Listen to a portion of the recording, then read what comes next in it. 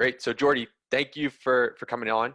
Jordi, you're the VP of Marketing at ForceManager, and ForceManager is the leading mobile CRM for field sales teams that transform your smartphone into a modern sales assistant. So getting us started, Jordi, maybe just a 30-second take on why you decided to go into a virtual event strategy versus the alternative. So yeah, it's pretty simple actually. It was like the perfect timing and the perfect storm to go into a virtual summit, and that's something that we were thinking of doing for some time with my team.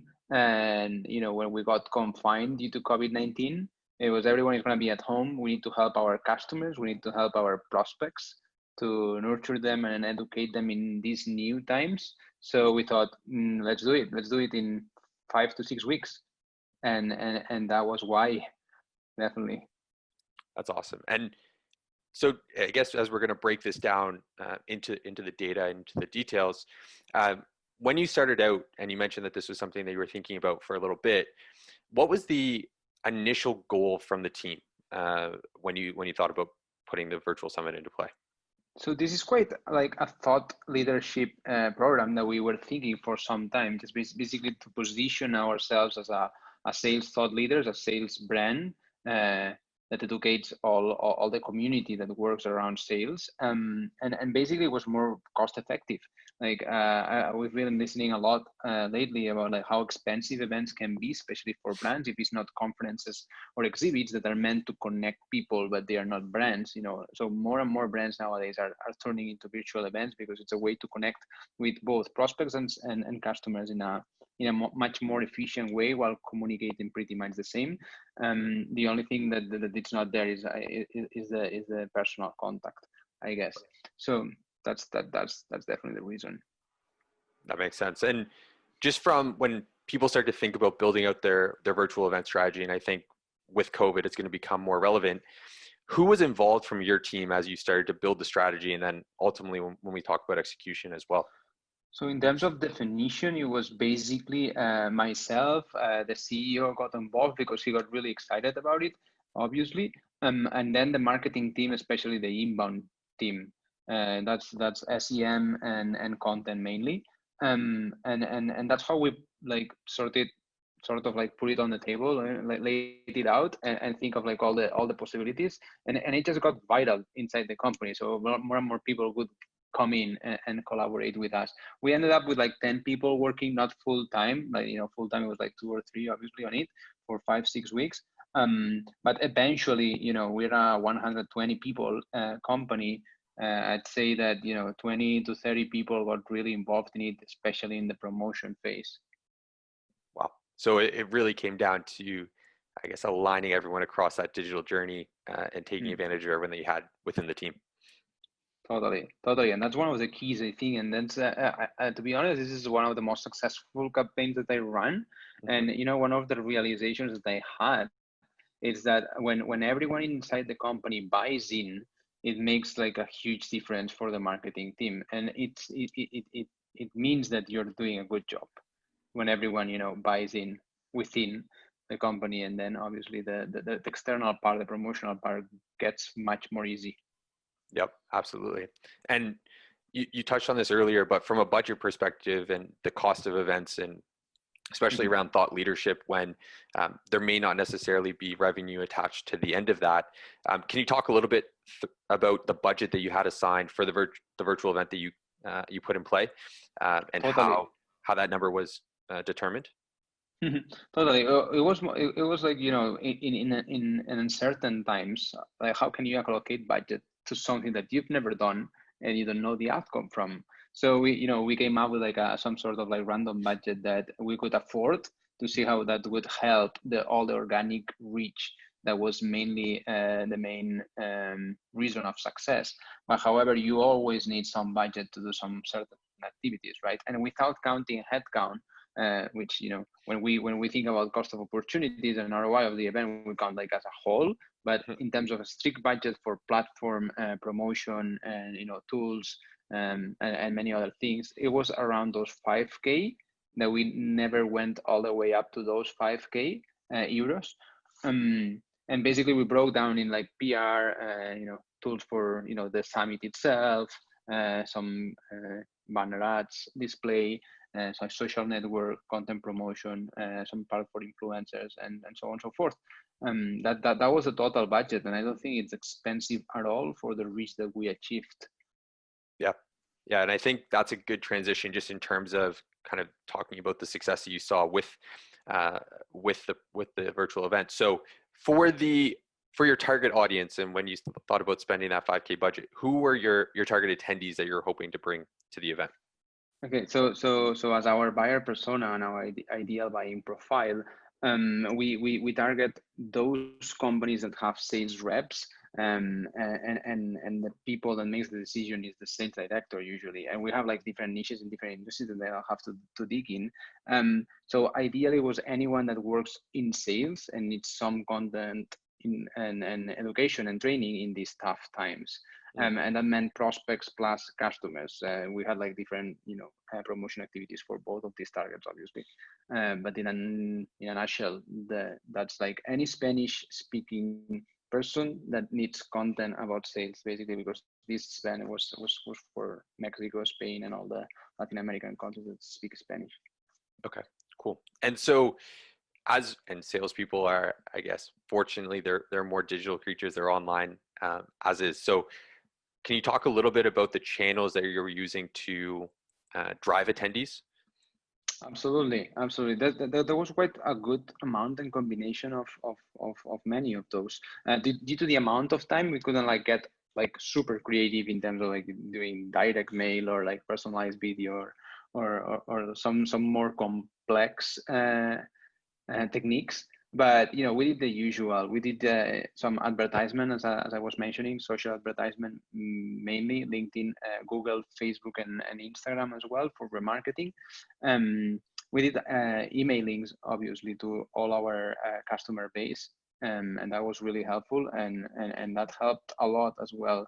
And I want to emphasize this because it was very valuable for our customers as well, and especially in this time, it's really important to take good care of your own customers and be empathic with them and nurture them with content. But obviously as well, all the prospects that we have in our database and readers of our blog and so on, we used our website since we have a lot of traffic as well to place ads there that drove a huge amount of registrants. We did PR as well, which was interesting.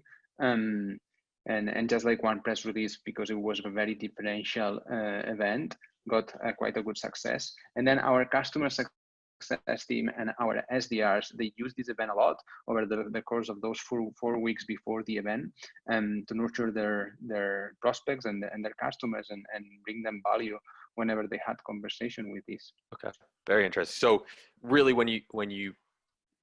this virtual event was built around, you had built a unique playbook for it, right? It wasn't just one channel that was driving the most results. It was spread out across a multi-channel approach to drive the success. Totally. It was just like a huge team effort while being confined and knowing how to work with each other again. So we have a massive Trello board because we use Trello for team collaboration, where everything was happening really, really fast and at a good pace, speed, and the right motivation of everyone that was part of that team. Cool. So let's get into the nitty-gritty then, and the actual data of what you saw from a results perspective. So walk us through how many leads you generated for the event. So in terms of adding customers and prospects, it was a total of 9,977 people registered, which is still live, the event, and is still driving some traffic, and people still can register and see and watch the review, the replays of each session of the conference, which is kind of cool. And so we're going to reach 10,000 pretty soon. Wow. So that's awesome. And I'd say that 80% of those are leads. So yeah, roughly like those 8Ks are specifically people that didn't know about us before. That's awesome. And so, and I guess when you start to think about at the top of the funnel and those 80%, how many, and I know we're not too far out, but how many of them turned into a meeting or agreed to spend some time with your sales team to have a further conversation? So that's a great question, because actually we're still having work because we're not that many people to manage such a big volume. So we need more SDRs to go after them and set those meetings. But basically, in terms of marketing qualified leads, those people that we have a scoring system in place, and the event contributed to that scoring system. So they reach the threshold that they can be contacted by SDRs. So we right now have 2,721 MQLs from the event that are being, contacted by sales in an ongoing basis. But as for actual meetings, so far, like 3 weeks after the show, then when we have the last post-mortem, we're going to do one in a couple of weeks now. So we do once every month after the event, and this event was like 6 weeks ago.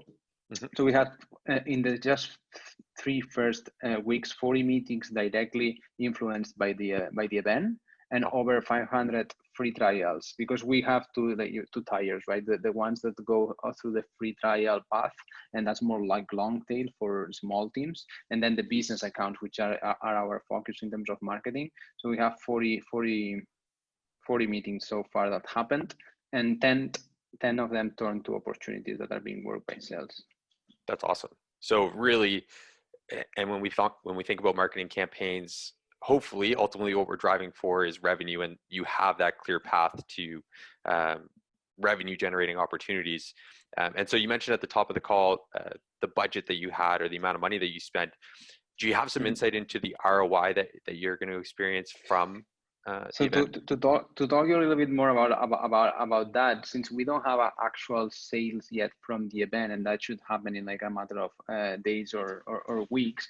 And we also had sales internally for like the customer base that I was mentioning before, because in the flavor of the event, it was nurturing those customers. And in COVID times, I'd say I cannot disclose the number, but we had the best month of April in terms of services sold to customers. So that definitely helped. So the ROI is there, because it's obviously more than 5K what we sold in May. I cannot disclose the amount, but also going back to the actual opportunities, our average ticket is around 1,000 MRR, which is like the 12K ARR, typically in SaaS. For those 40 opportunities, definitely we're gonna sell some of them according to our conversion ratios that we have. And hopefully it's gonna be at least like 10 of them. So the ROI is there, about to happen. Yeah, that's awesome. So big win internally from a revenue perspective. And then I think you mentioned one of the other big successes was the NPS from it. Can you talk a little bit about? Oh yeah, absolutely. In order to, what it came from this event, it's kind of funny, because right after the event, we wanted to know exactly like what was the feeling, because the whole platform, the whole experience, we wanted to be the best. We had some issues, obviously. It was the first massive event with so many people that we were running, and I wanted to know how likely they would be to recommend to a colleague or a friend the event in question. So we got over 500 replies, which is quite a good rate, I would say, for an NPS survey. And the numbers is 68, which average SaaS products is like 30. So an NPS of 68 is impressive for an event. And if you don't do the NPS math and you do just like the regular 0 to 9 average, the average is a 9, which is cool. That's very good. Yeah, that's so both an internal win and an external win, which is awesome. For someone listening, they're thinking about doing a virtual event. What would you say is the kind of biggest takeaway that you've had from having successfully done it now, or even a failure that I guess is caution to the wind of something that you wish you would have known before you started? So definitely, one of the biggest takeaways and learnings that we had is that branding and design was really important to make it as viral as possible and to engage with people. So we took like one good week with our 2 good designers to put it together, and that was impressive how well adopted and visual was like everywhere. So I think that helped a lot. Another takeaway is, as I was mentioning before, if your company buys in, your entire company, no matter if you're 10 or you're 100, the success of it is gonna, the ratio of success depends on it. And so getting everyone involved is really important, and it has a lot of benefits. You know, a lot of things happen at a very high rate. In terms of failures, I'd say definitely try it out. Like the first day of the event, do a rehearsal, but not just like a small parts of the rehearsals. We did rehearsals, obviously, but you know, the first day of the event, since we didn't do an actual 3 days event before, even it was a test, there was some things that we didn't contemplate. And I remember the first day of the event that we stayed up until like midnight, or like, I guess it was 2 a.m. Processing all the videos and uploading the replays, because there was like some tricks out there that didn't work well. So definitely the failure and the learning is to try it, like all of it 1 week before, if possible. And another success, I'd say that since everyone bought in, and we got a lot of virality, and people wanted to speak at this event, and they got our information. And the cool thing is that, and there are many things to come after the event. So the good thing is that people that spoke there and people that even attended got in contact to be partners. So the virality, the exponential reach of the event goes beyond the event itself. So now we have like people that talks about us and spreads our word and gives us opportunities beyond that event that they didn't know about us before. So the reach is even higher. That's awesome. So it's almost this funnel that continually, and you mentioned that you're going to hopefully reach that 10,000 in the next couple of days, but it's just, that is an asset that you can continually drive people to. So that 5K investment, although you could look at it in isolation, can be really expanded over a longer duration. Totally. It's 100% evergreen. At least it's safe for 1 year, 1.5 years, by the time that you do the next one. And you can bring onto the table like even greater speakers, more people, and make it bigger eventually. And hopefully in a few months or in a few years we'll do the presential one, which is like always complementary, as we were mentioning at the beginning with the virtual event. Absolutely. Cool, Jordi. Well, thank you for showing us the data. If people wanted to connect or ask some more questions, what's the best way to reach out?